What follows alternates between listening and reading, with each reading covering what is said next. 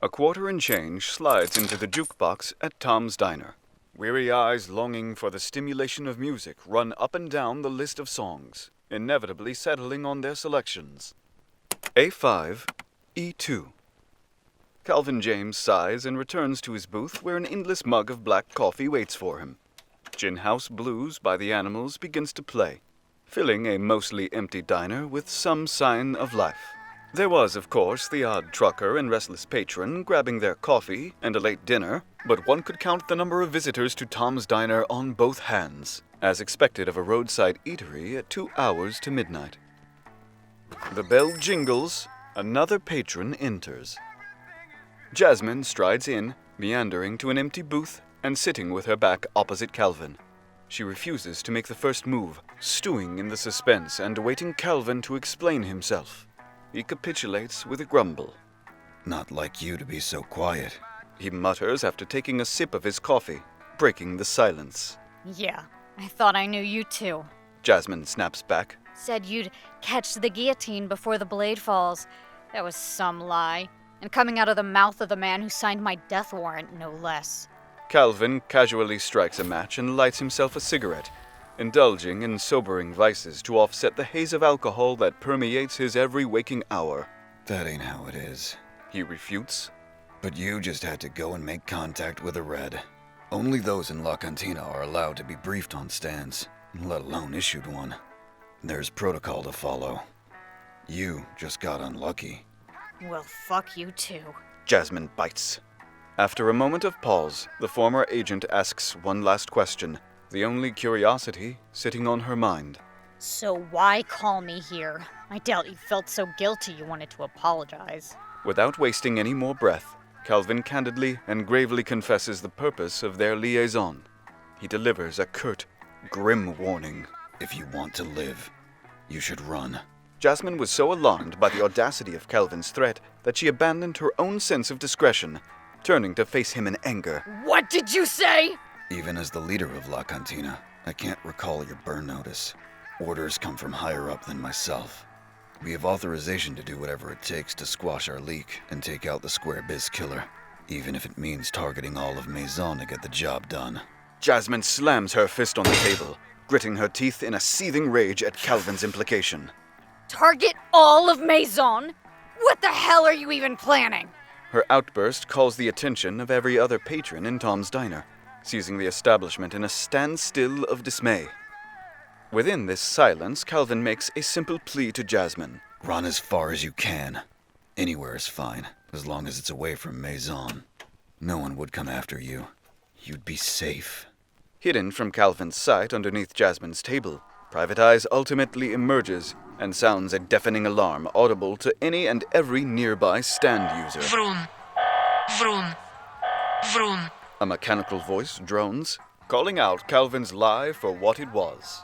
The haggard agent finishes his cigarette with a long drag followed by a heavy sigh, snuffing it out and flicking it away. "Yeah, I never really was much of an optimist." Calvin's admission of deceit was the final straw for Jazmine, who promptly unholsters her firearm and aims it at her betrayer's skull, standing over him with one foot planted on the backrest and the other on her seat. Drawing her weapon causes a panic in the establishment, the few customers who were present stampeding out the door along with staff. The commotion ends up knocking over the jukebox playing Calvin's selected tunes, cutting off "You Really Got Me" by the Kinks. "That was my favorite one," Calvin laments. Alexa is discovered sitting across from Calvin by the backstabbing agent, once hiding in plain sight but made visible by the emptying of the establishment. She flicks down a pair of sunglasses and winks at him with a smirk, knowing they now have the upper hand. Or so they thought. "Did you honestly think I wouldn't come with my own backup?" Calvin divulges rhetorically. Jazmine feels an object press against her skull, an unfamiliar, dreary voice muttering threats from behind her. "I wouldn't move a muscle if I were you," he says. Armed with a long rifle, a man in a tattered coat with rainbow suspenders and oversized trousers keeps Jazmine at bay with his weapon trained on her. Calvin groans in a sigh of exasperation. He reclines in his seat, letting the tension of the situation melt away as the tables turn yet again in his favor. "I never wanted things to go this way, you know. But if there's something I've learned in the last decade, It's that life never goes the way you plan. I'm sorry, Jazmine. I mean that. Private Eyes' silence speaks volumes. The hint of remorse in Calvin's voice, however faint, seems to be a genuine sentiment. My hands are tied. If you're gonna insist on going down with Maison, so be it. Jazmine's team, and Calvin and his own partner, all seem to be in an unyielding standoff. But something odd about the man holding Jazmine at gunpoint strikes her periphery. Reflected in the window, Jazmine is barely able to spot the rifle's form. But as she slowly turns her head, she realizes that it was a mere pop gun, corked and held to the barrel with a string. A child's toy. A bluff? Jazmine wonders. To call this bluff, Jazmine quickly cranes herself around to face her adversary. However, Alexa grabs her comrade by the collar and wrenches Jazmine away in time before the strange man with a pop gun fires his so-called weapon. To Jazmine's surprise, the gun fires a blast that punches a hole into a signed photograph of Elvis Presley hung up on the adjacent wall. Alexa and Jazmine tumble to the floor on top of each other, bruised but otherwise alive. It was real? Jazmine exclaims in shock. Alexa picks both Jazmine and herself off the floor, steeling themselves for more combat as Alexa attempts to explain the strange phenomenon that nearly took Jazmine's life. Private Eyes detected a hint of gunpowder on that toy gun. If I'm to guess, probably the result of his stand's power. Calvin said it himself. Every member of La Cantina is issued a stand. The unusual sniper steps down from the booth where he was perched, reloading his weapon by recorking the barrel of his toy gun. He formally introduces himself. Name's Mickey Finn. Looks like I finally get to put a face to the name. With an enthusiastic smirk, he joins in on the conversation about the nature of his power. So, would you like to meet my stand? I can arrange a playdate. Calvin steps in between Mickey and our heroic motley crew, extending his hand to stop Mickey in his tracks. He shakes his head in his new partner's direction, who simply chuckles in response with his hands thrown in the air. I think I'd rather fight this one myself, Calvin admits, directing his gaze at Jazmine. That classified ability that intrigued you so damn much. I guess there's no reason to hold out on you anymore, is there? Clad in a striped purple suit, a brass mechanical humanoid resembling the Tin Man from The Wizard of Oz appears from behind Calvin, armed with a bizarre automatic rifle. The weapon Calvin's stand is holding resembles a Tommy gun, but instead of the bullet clip, its ammunition seems to be supplied by a seltzer bottle containing an unknown violet liquid. This figure lines up beside Calvin, taking aim at Jazmine and Alexa. Calvin casually points two fingers in the shape of a gun their way, commanding his stand to attack. Light 'em up. Gin and juice. Calvin's stand fires spurts of bullets made from the unknown liquid, all of which Jazmine expertly dodges as she and Alexa separate. In order to use limelight to its fullest, Jazmine knows she needs to get somewhere that no eyes can follow her. She dashes to the back of the diner and into the last set of stalls. Diving into the booth, an unfortunate cup of water falls and spills on her, soaking into her clothes. Shit! Jazmine exclaims to herself in alarm, now committed to her hiding place, having been depowered by the water refracting her stand's light. I can't catch a damn break! What do I do? I can't transform into light like this! Jazmine continues to panic as Calvin cautiously approaches the booth she ducked into. While Jazmine may have some clues as to the nature of her enemy's stands, Calvin has absolutely no knowledge of what may be lurking in wait for him. His steps get ever closer to Jazmine, but his progress is halted by the sudden beeping of an unattended microwave in the kitchen. Though Calvin's attention was momentarily snatched by the distraction, he ultimately lurches toward the booth where Jazmine was supposedly hiding. But she isn't there. A confused look falls upon Calvin's face, his eyebrows pressing even further down into his expression. Alexa, however, was impressed by the ingenuity she witnessed. A confident smile lights up her face. That's my Jazmine. Using microwave radiation to excite the water molecules and evaporate them was a stroke of genius. Now show him what you're made of. Once again transformed into light by fusing with her stand, Jazmine dashes at light speed about the diner, dodging wayward glances while lining herself up for a direct charge against Calvin's unguarded backside. However, before Jazmine could reach Calvin, she spots an odd wavy distortion in his image. Passing through that distortion mysteriously splits Jazmine from her stand. Now physical once more, she is thrown through one of the large windows lining the street-side face of the diner. Several cuts and gashes spot Jazmine's body, who hasn't the strength left to pick herself up off the ground. So that's your stand's ability. Calvin acknowledges while leaning out the broken window. You just keep getting unlucky, Jazz. Turns out ethanol has a higher refractive index than water. Alexa quickly scans with private eyes to determine what it was that ripped Jazmine out of her transformation. From the point of contact of every bullet fired by gin and juice, fumes of ethanol rise to form a wall protecting Calvin from Jazmine's intended barrage. Before either party could make another move, a telephone rings behind them. Mickey Finn pulls out a chatter telephone toy from his oversized pockets and takes it off the hook, answering it. Yeah? Oh, it's you. Gotcha. Yeah. Okay, we'll be there. Hanging up the phone, Mickey shouts over to Calvin. It's Beefeater! The plan's all set! Let's regroup! Calvin withdraws his stand, following Mickey out the door. The popgun-wielding man-child digs into his pockets once more, this time pulling out a matchbox car. Oh, the Thunderbird. He smiles. Ultimately calling out to his stand, Mickey tosses the toy car in the air, only for it to be snatched up by a colorful clown with a disturbing toothy smile. Have some fun. Dangerous toys. Mickey's stand takes the toy car in hand, presses it to its lips, and inflates it as though it were a balloon. Now the size of an actual convertible Ford Thunderbird circa 1959, Calvin and Mickey hop inside, prepared to leave Jazmine and Alexa in the dust. Hanging out the back of the car, Calvin delivers one last message to his former partner before they speed away in the transformed vehicle. Your choice, Jazz.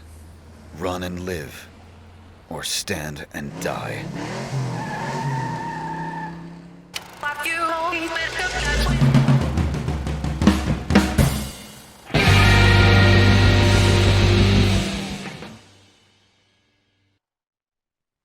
The sun rises on a new day. Waiting patiently outside Upman's office while the president is preoccupied with a guest, Mina Moore glances at her watch to note the hours that have passed.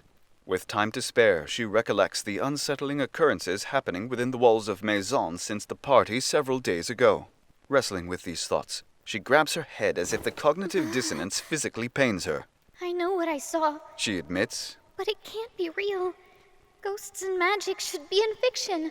But those satellites that follow JoJo around, and all those other visions. Interrupting her thought process, the door to Upman's office is thrown open with gusto.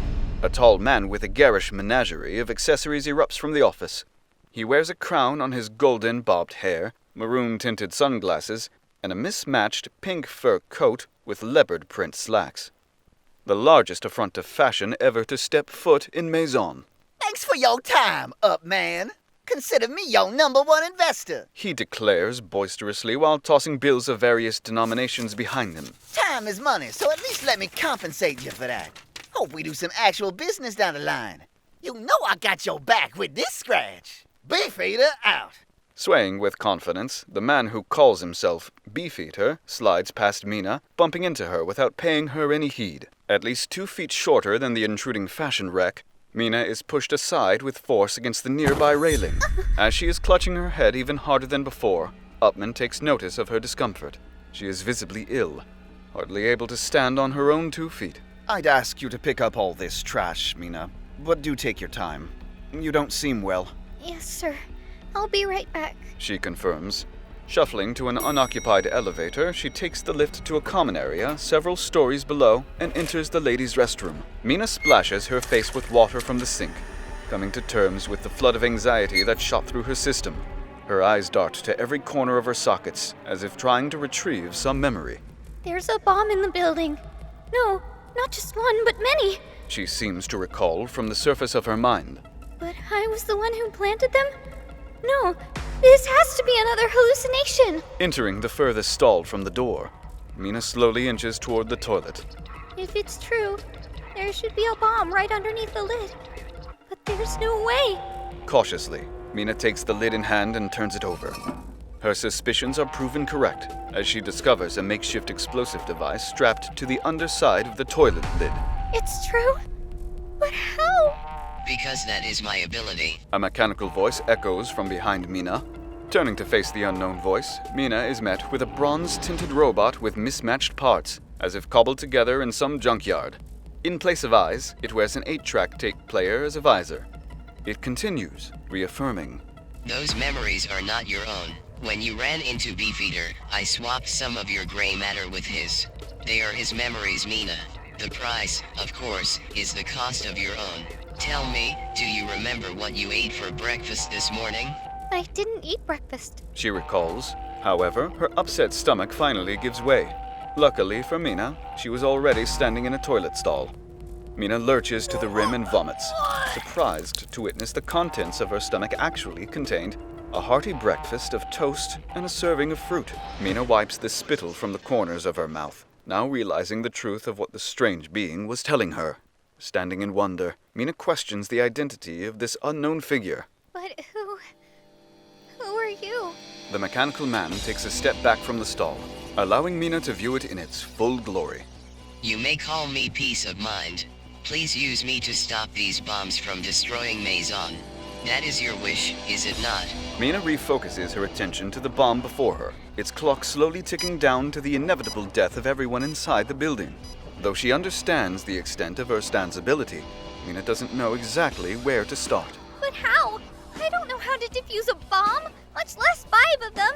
As Mina gestures to the bomb fastened to the overturned toilet lid, Erstan acts sympathetically, reaching for the bomb with its golden right hand. Peace of Mind's index finger makes contact, transforming the bomb into something else entirely. $60 and some change to spare. 3 $20 US bills and an assortment of coins fall upon the floor. The bomb turned into cash? Mina exclaims in disbelief, holding more money in her hands than she has ever touched at once in her entire life.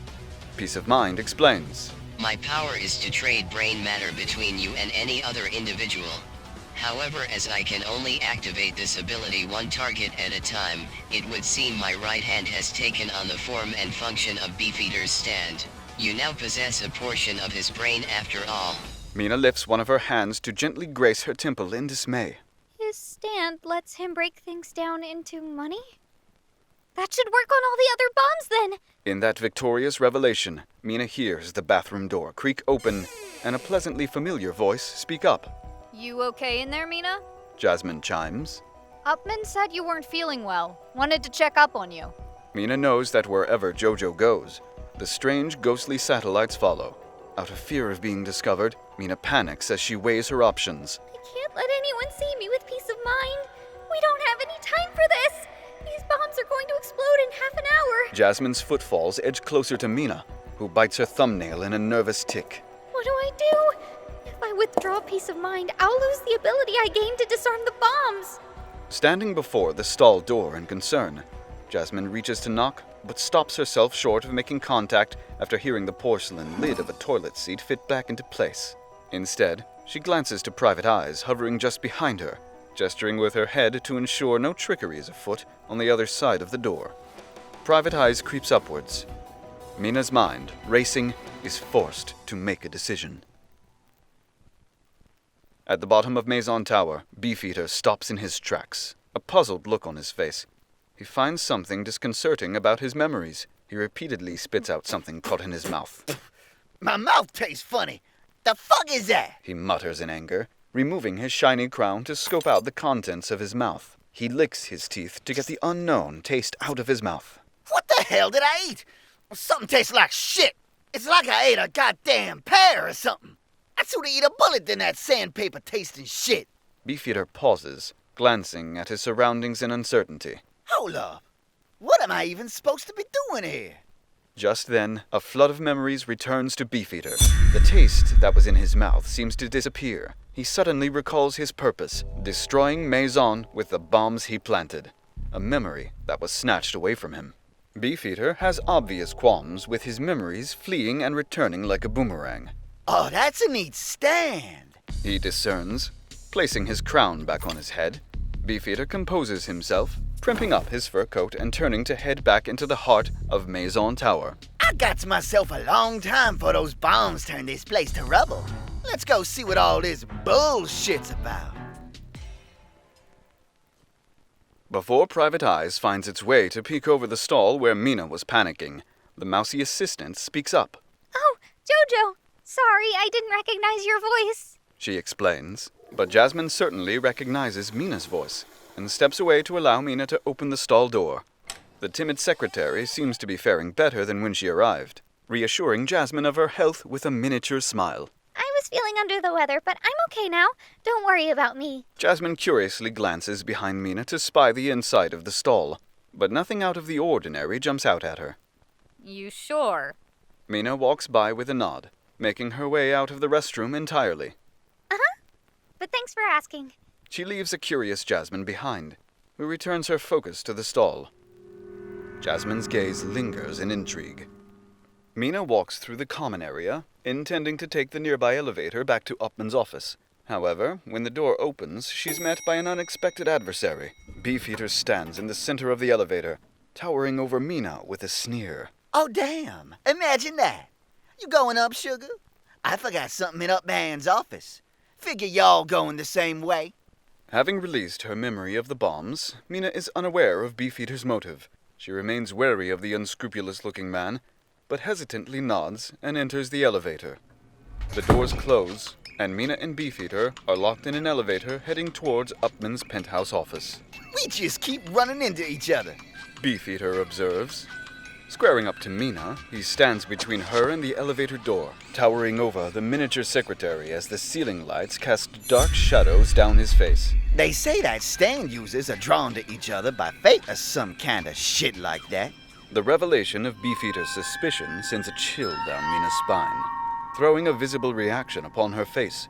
She remains silent, clutching an ever-present notebook closer to her breast. You know, I've been given permission to kill any stand user I see at Maison. And I'm gonna do exactly that. He confesses in a thinly veiled threat. What can I do? Peace of mind can strip away and implant memories into one person at a time. What one part of his brain can I steal to make him leave me alone? What part of mine could I give away to make him leave without suspicion? Mina wrestles with her thoughts in a panic. Before Mina completes her thoughts, Beefeater takes action. Coming into view behind Beefeater is his stand, a golden robotic humanoid with similarly gaudy accessories to its owner.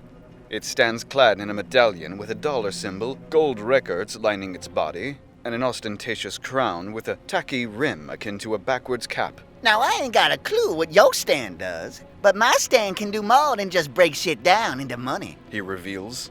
His stand snaps its fingers, causing some unknown reaction to take place. Mina recoils in pain as hot coffee pours from her breasts. She clutches her chest, whimpering in pain as she digs out a paper cup full of coffee from her blouse. Spilling out of the cup is still more coffee, as well as dollars and change. Beefeater reveals the true nature of his ability, as well as his stand's name. Anything money talks touches can turn into straight-up cash. But that ain't it.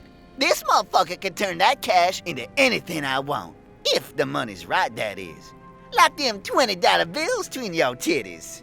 With a mad grin, Beefeater lets more threats slip through his gilded teeth. Money Talks takes one step closer to Mina, who backs up against the wall of the lift. And I sure as shit can do worse than that. The elevator stops in a jerking motion, and the lights flicker, causing Mina and Beefeater to falter. The phone on the front panel of the lift rings, and Mina picks it up without hesitation. Yes? She answers enthusiastically. Upman, on the other end, explains a newly unfolding situation to his young assistant. Don't panic, Upman reassures on the other end of the phone. but someone called in a bomb threat on the building. The elevator will make its way to the ground floor. I'll be waiting for you there. A bomb squad should be arriving around that time. You can't be serious! A bomb! Mina audibly wonders in shock, rediscovering this fact for a second time as though it were the first. Beefeater heard every word Upman spoke. As the elevator shifts course, Beefeater retreats to the other corner of the elevator, dismissing his stand with a sneer. As the lift ultimately arrives at the ground floor, the grandiose bomber mutters as he makes his escape. Bomb squad ain't shit. They won't find a single one of them. Already having declared victory, Beefeater casually walks by the oncoming police squad. Mina is there to welcome them, wondering what chaos has been let loose. I don't understand. Who would do something like this? Don't worry, ma'am. We have everything under control, Informs the commander. Is your boss on the way? I spoke with Mr. Upman just a moment ago. Without time for Mina to wonder, Upman arrives on the scene, snatching the commander's attention away from Mina as the other bomb squad members go about their business, scoping out every nook and cranny of the building. Before leaving the vicinity, Upman leans in towards Mina and expresses his concerns. I'm sure it's just a prank or a false alarm. You seem frazzled, he admits, noticing the coffee stain on her blouse. Clean yourself up and take a few breaths. Don't try and rush productivity. Trust me, it doesn't work. I'll be with the commander. Mina is alone, breathing heavily and left completely in the dark of what's going on in Maison. On the verge of a panic attack, Mina is approached by Jazmine, whose confident presence Mina finds warm and reassuring. Hey, Mina, I think you left this behind. Jazmine vocalizes while extending a piece of paper to the flustered bookworm. Mina wonders what she could have possibly left behind in the bathroom, but the contents of the paper are startling. This is my handwriting. Mina admits. Scrawled on the paper is a description of the events that had just unfolded, planned as such by Mina herself. With the location of each bomb described in painstaking detail, the first step was to relinquish her power and hide the note for Jazmine to discover, as well as instructions for Jazmine to call in a bomb threat. This was all to be done while Mina would be preoccupying Beefeater, the bomb squad's arrival inevitably disarming their conflict. Ultimately, it was Mina's intention to use this scenario to gain access to one of the bomb squad members' knowledge on how to disarm the explosives. Looks like the only thing you couldn't take into account was my Stan's ability. Jazmine chuckles, tapping the coffee spill to remove the liquid with Limelight's microwave manipulation. I could turn the bombs into light, but then again, I'm also no expert. Meanwhile, you just thought 100 moves ahead and outsmarted 2 CIA agents.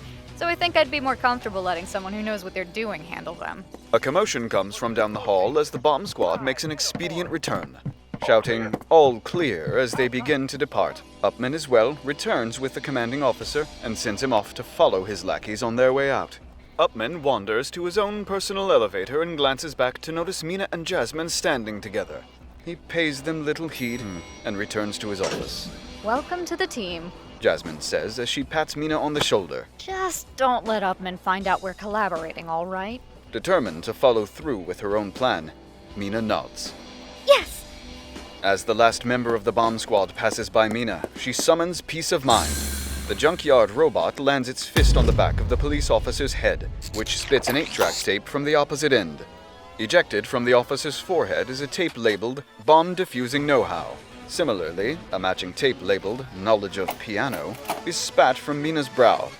As if magnetically attracted, each tape floats in the air and crosses paths, swapping their positions and finding their way into the opposite skull. Though momentarily phased by the tape swapping, Mina and the officer continue on their intended trajectory. Stalking the halls to disarm each bomb, Mina wastes no time in getting to task. Referencing her notes, she tracks down the remaining 4. However, as she takes her time to disarm each of them, the math continues to add up in her head. It takes 5 minutes to disarm each bomb. She reveals. I wasted too much time before now. It'll be down to the wire. The final bomb is placed underneath a flight of emergency stairs. As she removes it from its place, the timer on the bomb grimly states that it has 3 minutes remaining before detonation. No! She audibly yelps. I have to take my time to disarm them, or else the smallest mistake will set it off. Returning to her nervous habit, Mina bites her thumbnail, chewing the edge down to the margin. That's a horrible habit, mutters a conspicuous voice from behind her. Upman, a true purveyor of irony, puffs on his cigar while noting her nervous vice. He removes a pocket watch and notes the passage of time. It's been 27 minutes since you fell ill. You must have been keeping some poor time, Mina. Although I suppose that's my fault, he admits. Digging into his vest, Upman retrieves an ornate hourglass and holds it in the palm of his hand. You see. He starts as he spins the hourglass around, revealing the sand bizarrely continuing to fill the basin by defying physics and flying upwards. I gave you an extra couple minutes to slow you down. Figured you were so wound up you needed it, but I must have thrown your internal clock out of order by doing so. What do you mean? Mina implores. In Mina's panicked breaths, grains of sand fly from her mouth and return to Upman's hourglass. He explains. I work myself to the bone every night. Late hours are not unusual, so of course I powered through the discomfort I felt after the party. But then I started getting to bed an hour earlier than normal. It turns out it was all thanks to this lovely trinket. Holding out the mystical hourglass, Upman gives it a name and describes its unique function. Time in a bottle doesn't just keep time. It takes it for itself. and gives it away freely. So tell me, Mina, how much time do you need to disarm this bomb? Reminded of the impending explosion, Mina darts her eyes to the timer. Only 10 seconds remain. 5 minutes! She exclaims, shutting her eyes while preparing for imminent demise. I'll give you 10. Upman responds in equal curtness, ghostly granules of sand from the hourglass flying into the explosive. As the seconds tick away, Mina cracks her eyes. The timer on the bomb now reads as 9 minutes and 58 seconds. More than enough time for Mina to save not only her own skin, but everyone else in the building. Will that do? Upman asks facetiously. He leaves the stairwell and makes his way to a nearby elevator, raising his voice to Mina. I've given you enough time today. Finish up here. After that, I'll want a coffee. You know how I like it. Just try not to spill it this time. Now confident in her ability, Mina nods her head in zest. Yes, sir! On the rooftop of a building blocks away from Maison Tower, Mickey Finn sits on a ledge. Pulling down his sleeve to note the time, he glances back at Maison Tower with a pair of binoculars. He chuckles, pulling out the same telephone toy he used the previous night, and gives it a ring. It's a no-go. Beefeater failed.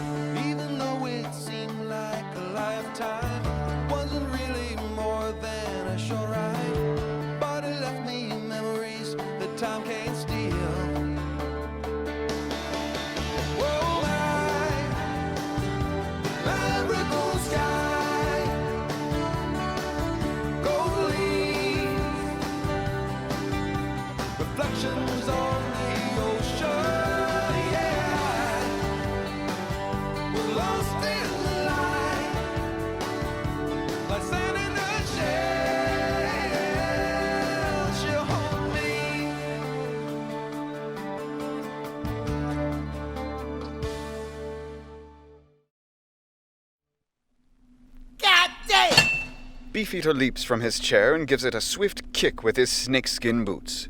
In a dimly lit facility, Beefeater is confronted by not only Calvin, but several other members of La Cantina. They all stand in what seems like a concrete bunker, halogen lights the only illumination lighting their environment.